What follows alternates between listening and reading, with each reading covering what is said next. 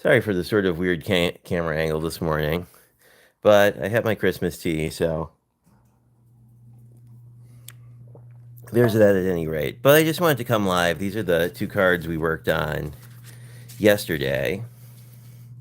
You can kind of see them now that this one's fully dried. It did warp a little bit because of all the liquid glue, but I mean, that's something you can just sort of bend straight again. Or you can stick this under, like a couple heavy, you can stick this under chipboard in a heavy weight and it'll come out.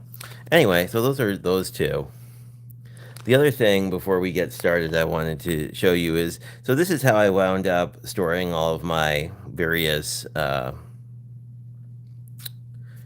cuts from yesterday. So what you can do is just put this in a notebook and you can put a label on this or tabs if you want to. But at some point I'm going to take all of my Spellbinders kits and basically unkit them and store them this way. And I think that'll be an easier way to see all the die cuts because you can sort of spread things out by like-minded things.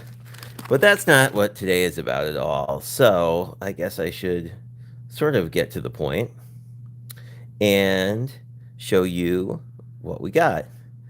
We have the Cat Scrappiness holiday release, which, since I'm an influencer, I was able to pre-order. And I wanted to just dig through it together and see what we get. So let's see what we can see. And I just love their glitter bubble wrap, personally, or whatever you want to call this. And here's all our stuff. I don't think there's anything else in here. Nope. Anyway, so we can just start going through stuff. So for starters, they have a couple word dies. This one is the Joy one, but they also have, I think, Noel and Happy Holidays and a couple of other ones. So that's pretty cool. And then we're getting into sort of they have two major stamp sets. This is the reindeer one, which might be called something else. Reindeer, yeah, reindeer games. And there's also a reindeer games paper pad to go with it. But I don't know, I love it when places include all these little itty bitty stamps so you can really create a scene. And the reindeers are just really cute. I mean, they're very cute reindeers. And they're looking happy and they're doing things. I mean, I already have sort of anatomically correct deer, so it's nice to have cute stuff. And then they come with coordinating dies, just like almost every other stamp set. And then I picked up their sentiments set, just because I don't have a lot of Christmas sentiments, and I don't know. Let's Get Blitzen they have a mix of cute ones like Let's Get Blitzen and stuff like Shine Bright and Merry Christmas and all the sort of standard ones too. But that's really cute. As yesterday proved, I am not the best at cutting things out with word dies, so these don't come with word dies, but that's probably fine. These are basically square sentiments, so it should be pretty easy to cut them out with a paper cutter. And then the other stamp set they've got is Santa's Little Helpers, which are basically cute elves. And as you can see, they have this sign. It's very similar to the turkeys that we had worked on before. Let me just grab one. So you see, like this guy has a sign, and then there's a bunch of little sentiments that stick in there. My guess is that this is designed to go with this sentiment set, so that a lot of these probably not the 2-layer ones, but any of these Merry Christmas. Actually, these are all, I think, individual. Let me check that out. If so, that's pretty cool because you could mix and match these however you want. Let's just pull this out. And looks like Shine Bright is, and Be Merry, and a few other ones. So there's a lot of options for that. I don't know. I always like it with stamp sets if you get options.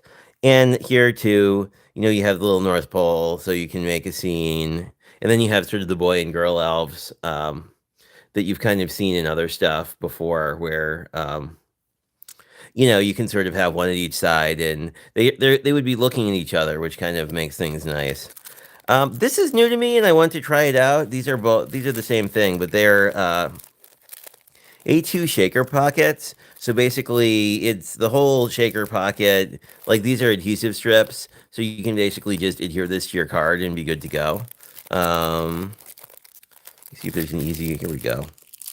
Let me pull one of these out so you can get a better idea. I thought these were just singles, so that's why I bought two. But essentially, you have your adhesive parts here that you'd pull off, but then you'd have this would turn into like a this would be a full front, right? So you could make the full front of your card a shaker, which is a really cool look because then you can pretty much put whatever you want on top of it. So let's see how many you get in here. I thought it was just one. So 1, 2, 3, 4. Yeah, you get 5 in each of these. So we have lots of shakers. And I also have a ton of glitter, so it's good that that happened. Yeah. So these are the outline dies. There's not like a ton to say about them. They do come with word outlines, which is nice, and I'm betting they coordinate with some of these sentiments.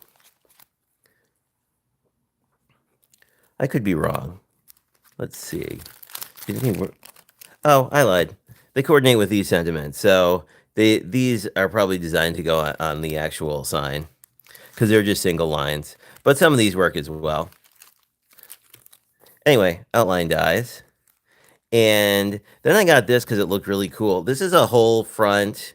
Once you cut these out, you basically get like a window with a tree, and the tree would still be here. And then you could cut out a tree and then put it on top potentially if you want this to be like, a different color than your card base. Although you could do this out of like a green card base, or I've been really liking this midnight blue, but I mean, you could see that this is basically going to be your whole front. So you could do it out of like the blue, and then you could, obviously you can put like a standard sort of green tree on top of it. You have a separate die for the star, so that's pretty cool. So that you can actually like do the star out of glitter or something fun. And then you have Santa and some snowflakes and some other stuff. This is a pretty cool set. I mean, this is one that I feel like I get a lot of use out of because sort of like the tree through the window is the thing that I like a lot. And I think, although someone can probably tell me, but I think there are actually arches that are the same size as this, sold by Cat Scrappiness. So I think you could also like die cut, you know, a window piece to put in front of your tree. Or, I mean, you could cut it out with an X-Acto if you wanted to as well. This is inventory, but this is the paper pad, and it's double-sided, just like the turkey one. So let's just do a quick flip through. Some ginghams, some upside down to you reindeer. The reindeer is kind of nice because the red is so dark. It's not, it actually looks more patterny. The back sides of these are very sort of Christmas pattern. So I really like that snowflake one, and holly and gingerbread man. And ooh, this one's really cute. I like this one a lot. Like I like these sort of stars. I don't know what you'd call them, sort of like the '60s sort of take on stars. Candy stripe ornaments. These look very like Dr. Seussy ornaments with sort of the way the um, bows are drawn, hats. And then we repeat. Like most of them, they're 12 designs, and then they are repeated 4 times. So, whatever magic number that is. Yeah, 12 patterns, 4 of each design. They're double-sided. And that's what I got. I don't know. I really want to see if they have an arch that matches this, because that would be pretty cool. Because I know they have, they have an arch die set, so that's probably one of the sizes. Anyway, I am excited to play with this stuff. I really think, given how versatile and these patterns are, I feel like this would be a good paper pad to use for my holiday Kendra's card challenge. I want to do, I really like Crafty Al's sheetload of cards for this, whatever it is, November. So I want to try her pattern for that. I might try that. I got some Christmas paper I don't think I've shown you guys from Michaels, and that was actually a 12 by 12. So her stuff is usually formulated to do that. And that's pretty much it. I think coming up today, I am going to definitely play with this guy after not knowing how it worked during the unboxing video. But going to do a fall card and probably use some of my ephemera and some of my leaves. I'm thinking like maybe craft for this. The one thing with this is I'm trying to decide. I think I'll just like not do much of it space to write anything and just use one like the front piece of the actual gatefold. Sorry, the front piece of the smallest bridge essentially to do that.